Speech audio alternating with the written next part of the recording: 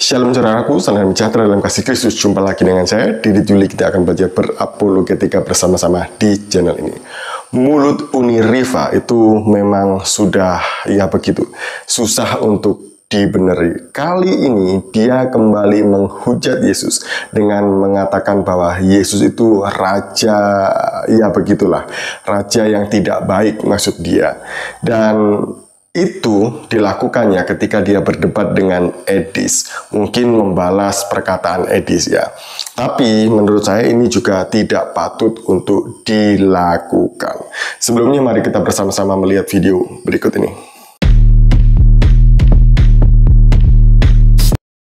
Mau serius? Serius lah, tapi lu nggak mau ditanya, lu nggak berani pasti. Kemarin kamu sudah nanya saya panjang lebar. Ternyata Edis nggak berani tanya. Habis ini gantian kamu. Gua cuma mau bilang, raja dari segala raja termasuk raja seks nggak? Habis dari sini nanti saya tanya. Habis dari sini nanti kamu tanya saya bisa. Raja termasuk raja seks nggak? Habis dari sini nanti kamu bisa tanya saya. Yesus raja dari segala raja termasuk raja seks. Jadi kamu mau menghindar ini? Tuhan lu raja seks, Edis, karena dia raja dari segala raja. Dia panas dia. Dia sudah panas. Yesus raja seks. Sudah panas, sudah gelagapan. Baik. Enggak lah. Dia ya. Saya mah. Jadi ini teman kamu yang ngomong nih. Ini teman kamu yang ngomong, bukan saya yang ngomong. Nih, teman kamu. Raja dari segala raja adalah Yesus, ketulis di paha tuh, ditapak tuh di paha. Biasanya perkataan seseorang itu adalah cerminan dari dirinya sendiri, karena apa yang keluar dari mulut itu keluar atau terpancar dari dalam hati. Nah, kita tidak tahu ya bagaimana tentang Uniriva, tapi pernah ada cerita-cerita miring dan kita juga tidak usah mengkomeni hal-hal yang demikian, mengkomeni atau menanggapi atau berbicara yang tidak pantas juga tentang dia. Itu urusan dia. Nah, tanggung jawab saya sebagai orang Kristen adalah meluruskan apa yang disalahpahami dan diselewengkan oleh Uniriva mengenai Yesus yang katanya raja di atas segala raja, tapi juga raja yang begitu tadi. Apakah arti dari gelar Yesus raja di atas segala raja seperti yang Uniriva sampaikan tadi? Jelas tidak, jauh dari semuanya itu ya. Karena kalau kita melihat di dalam Alkitab, gelar Yesus yang mengatakan bahwa Yesus adalah raja di atas segala raja, yang dalam bahasa Yunaninya adalah Basileus ton Basileon, ini bukan berarti secara duniawi atau raja dalam hal politik ya, tapi ini memiliki makna teologis yang sungguh sangat-sangat mendalam kalau kita mau menggalinya. Nah, yang pertama, gelar raja di atas segala raja itu memiliki arti bahwa kekuasaannya tidak terbatas. Itu berarti bahwa kekuasaan Yesus itu tidak dibatasi oleh ruang dan waktu, oleh bangsa atau kerajaan secara duniawi. Ini tidak hanya berbicara atau bersifat spiritual, melainkan juga secara eskatologis. Kalau kita melihat kedatangannya pertama kali, kedatangan Yesus itu adalah manifestasi dari kerajaan Allah itu sendiri, di mana dia datang sebagai raja, namun orang-orang Israel menolaknya. Nah, dia adalah raja di atas segala raja. Kekuasaannya tidak terbatas ruang dan waktu. Kalau secara eskatologis kita bisa melihat di dalam Wahyu pasal 19 ayat 11 sampai 16. Di sana dikatakan bahwa Yesus nanti dalam kedatangannya yang kedua, ia akan menjadi hakim yang adil dan akan menjadi raja.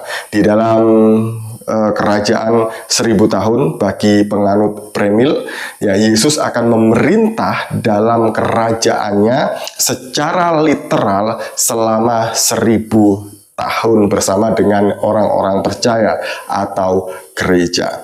Nah, kemudian yang kedua, itu berbicara tentang otoritas yang universal. Jadi itu berbicara bahwa otoritas Yesus sebagai raja bukan hanya untuk umat percaya, tetapi atas segala makhluk, baik yang ada di surga di bumi dan di bawah bumi. Kita bisa membaca di dalam Filipi pasal yang kedua ayat 10. Kita bisa membaca mulai ayat yang ke-9.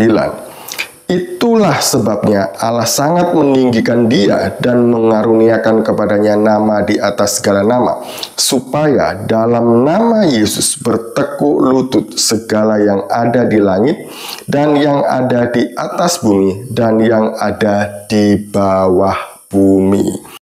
Dan kemudian mengenai otoritas Yesus yang universal, kita juga bisa melihat di dalam Matius pasal 28 ayat yang ke-18. Di sana dia mengatakan bahwa segala kuasa di surga dan di bumi telah diberikan Bapa kepadanya. Itu berarti bahwa ini menunjukkan konfirmasi bahwa Yesus adalah Tuhan atas sejarah dan juga penguasa semua ciptaan.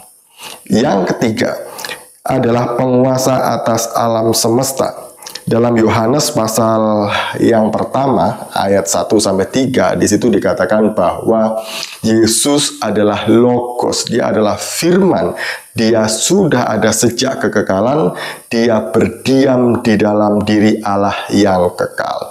Dan di ayat yang ketiga di situ dikatakan bahwa Sang Logos adalah pencipta dan pemelihara alam semesta. Jadi inilah makna gelar Yesus Raja di atas segala raja, bahwa dia memiliki kekuasaan yang tidak terbatas, otoritasnya juga tidak terbatas, dan dia adalah pencipta dan penguasa atas alam semesta. Jadi apa yang disampaikan oleh Uniriva tadi itu bukan maksud dari sebenarnya gelar Yesus di dalam Alkitab. Karena orang-orang demikian itu adalah orang yang sok tahu, orang yang tidak tahu, tapi sok-sokan ngajar.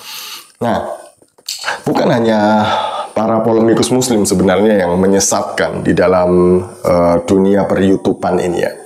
Tapi ada banyak juga para ya dia apologet yang ngaku apologet itu ya, yang tidak sekolah teologi tapi tampil di muka umum mengajar teologi, mengajar Alkitab, tapi melenceng, tapi meleset dan menyesatkan. Saya berharap bahwa Bapak Ibu semuanya juga jeli untuk mendengar pengajaran dari orang-orang seperti ini. Jangan semuanya diambil hanya karena dia tenar, followernya banyak, dan dia terkenal, dia viral. Jangan.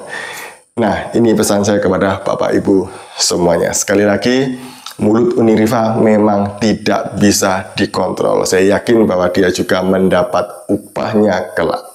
Sekian dari saya. Shalom, salam waras. Tuhan Yesus memberkati.